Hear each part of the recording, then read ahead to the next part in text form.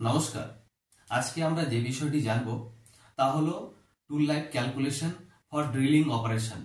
আমরা যখন কোনো ড্রিলিং অপারেশন করি তার টুল লাইফ কিভাবে ক্যালকুলেশন করতে হয় তা জেনে নেব। এর জন্য প্রথমে আমরা দেখব একটি টুল। এখানে টুল রয়েছে ডায়া 10 mm এসসি ড্রিল অর্থাৎ সলিড কার্বাইড ড্রিল। আর যে অপারেশনটি হচ্ছে তা হলো হোল 2 নোজ ইনটু 30 ডিপ আর হোল 3 নোজ ইনটু 45 ডিপ। অর্থাৎ এখানে টোটাল 5টি ড্রিলিং অপারেশন হচ্ছে। দুটো ড্রিলিং এর অপারেশনের ডেপথ 30 mm আর 3টি ড্রিলিং অপারেশনের ডেপথ 45 mm।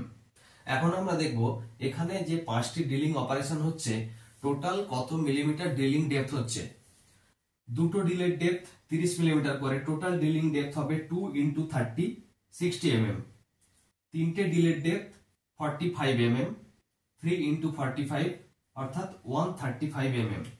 টোটাল এই 5টি হোলের যে ড্রিলের ডেপথ তা হবে 60 প্লাস 135 195 mm।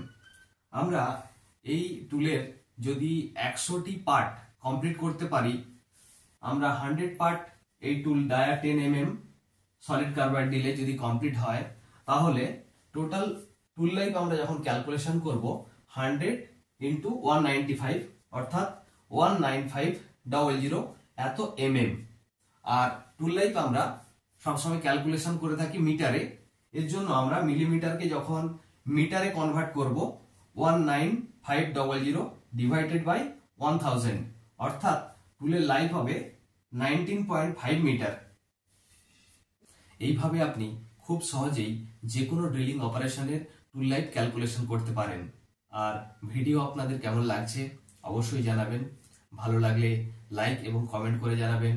আপনি যদি এই চ্যানেলে প্রথম এসে থাকেন তাহলে চ্যানেলটিকে অবশ্যই সাবস্ক্রাইব করে নেবেন। আমি এই ধরনের আরো ভিডিও আপনাদের জন্য নিয়ে আসবো।